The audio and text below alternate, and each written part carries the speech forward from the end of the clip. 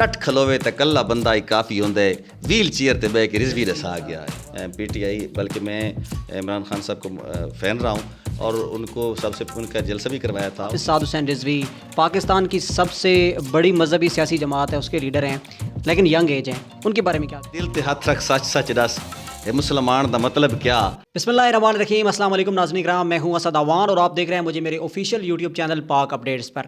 ناظرین کرام، آج ہماری خوش قسمتی کہ ہمارے ساتھ معروف پنجابی شاعر موجود ہیں جاوید راز صاحب۔ آپ ان کو سوشل میڈیا پر دیکھتے رہتے ہیں، کافی نام ہے ان کا پاکستان کے اندر بھی اور آؤٹ آف کنٹری بھی، جو پاکستانی رہتے ہیں، جو اردو زبان کو سمجھتے ہیں، پنجابی زبان کو سمجھتے ہیں، بہت زیادہ ان سے محبت کرتے ہیں۔ اچھا، ان کی شاعری کی خوبصورتی یہ ہے کہ یہ انقلابی شاعر بھی ہیں اور یہ مذہبی شاعر بھی ہیں، بڑی خوبصورتی کے ساتھ صحابہ کرام کی شان میں بولتے ہیں، بڑی خوبصورتی کے ساتھ اہل بیت کی شان میں بولتے ہیں، نبی اکرم صلی اللہ علیہ وآلہ وسلم کی عزت کی بات کرتے ہیں۔ آج ان کے پاس آنے کا میرا جو بیسک مقصد ہے وہ یہ ہے کہ انہوں نے مذہبی جماعت تحریک لبیک میں شمولیت اختیار کی ہے۔ کیوں شمولیت اختیار کی ہے، تحریک لبیک کیوں پسند آ گئی، اتنی زیادہ جماعتیں ہیں، اور ایک شاعر پھر خصوصاً وہ کیسے ایک مذہبی جماعت میں آ گیا، یہ سارے سوالات جاوید راز صاحب سے کرتے ہیں۔ السلام علیکم جاوید بھائی۔ وعلیکم السلام۔ جاوید بھائی، سب سے پہلے تو آپ کا شکریہ کہ آپ نے ہمیں ٹائم دیا۔ میں یہ سوال کروں گا کہ تحریک لبیک ہی کیوں؟ اسد بھائی، آپ کا پہلی بات تو ہے شکریہ، اور خاص طور پر آپ کا جو یوٹیوب چینل ہے پاک اپڈیٹس، اس کا اسپیشلی شکریہ کہ مجھے اپنا موقف بیان کرنے کا موقع دیا۔ میں بیسیکلی ایک پرو اسلام اور کلچرل رائٹر ہوں۔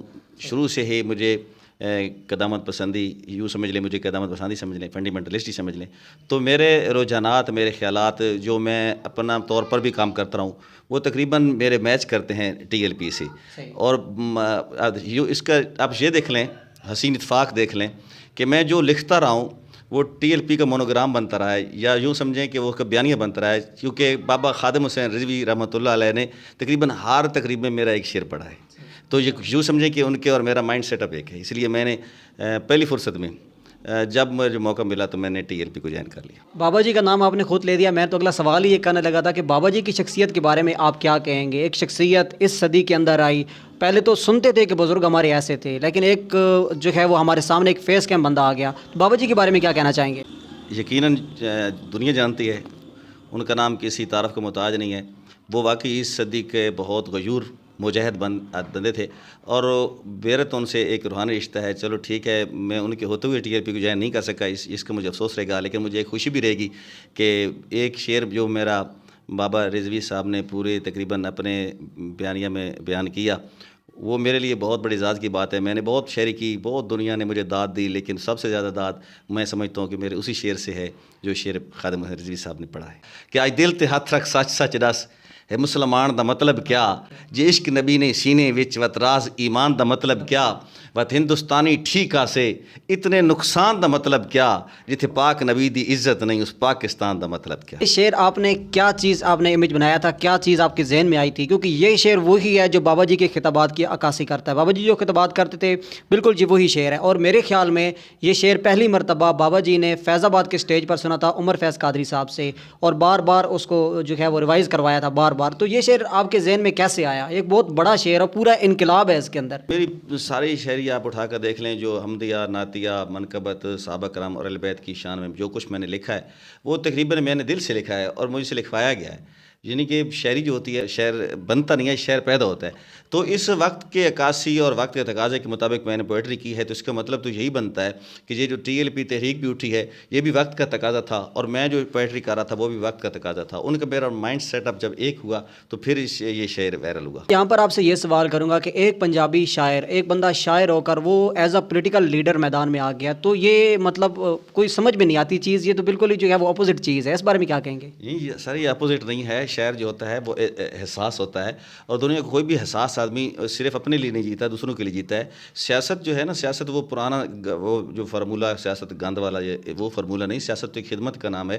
جب آپ دوسروں کے لیے سوچتے ہیں تو یقیناً آپ کو اس دور میں، جس طرح ایک عظیم فلسفر نے کہا تھا کہ اگر ملک میں ناانصافی ہو رہی ہو، استحصال ہو رہا ہو، تو ہر بندے کو سیاست میں آنا چاہیے، سوائے بے وقوف آدمی کے اور سوائے بے حس آدمی کے اور بے غیرت آدمی کے۔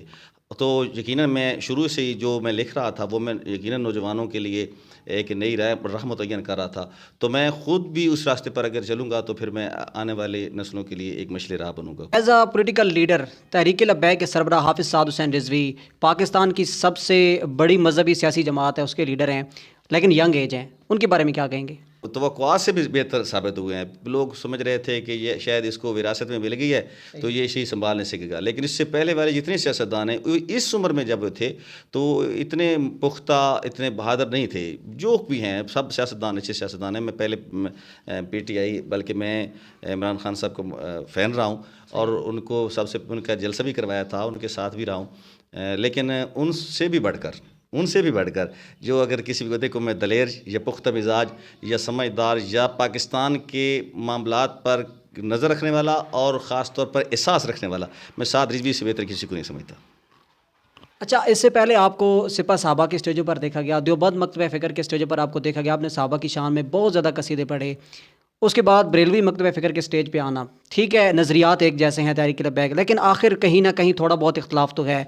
آپ الیکشن میں آ رہے ہیں، ٹھیک ہے، آپ نے پہلے بھی اپنے ڈاکومنٹ سبمٹ کروائے، دوبارہ آپ کا مطلب الیکشن میں آپ آ سکتے ہیں اور آپ ایک اچھا جو ہے وہ اپنے مخالفوں کو آپ رزلٹ دے سکتے ہیں. تو کیا آپ کے پیچھے وہ ووٹ بھی ہے جو پہلے جہاں پر آپ کھڑے تھے اب بھی آپ کے ان کے ساتھ تعلقات تو ہیں ہی سے؟ بلا شبہ ہیں، بلکہ میں تو سمجھتا ہوں کہ یہ دونوں ایک سکے کے دو رخ ہیں.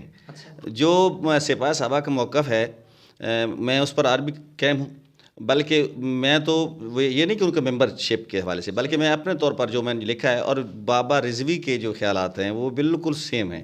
پہلی بات تو یہ اس کا ایسا نہیں ہے کہ جو کوئی دوسرا رخ ہے. ہاں مکتبہ فکر ہے، وہ بریلویت ہے، دیوبندیت ہے. میں نے اب تک کسی اپنی چھاپ نہیں لگوائی، میں دیوبندی اور بریلویت سے ہٹ کر سوچتا ہوں.